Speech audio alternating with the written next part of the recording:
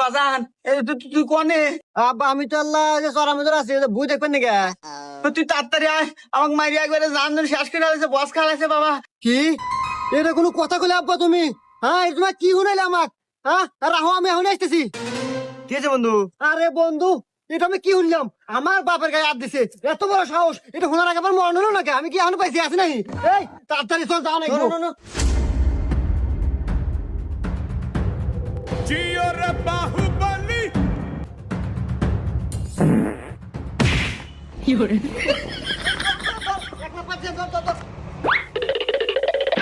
আজকে জীবন আর খাকে দেবো, চল।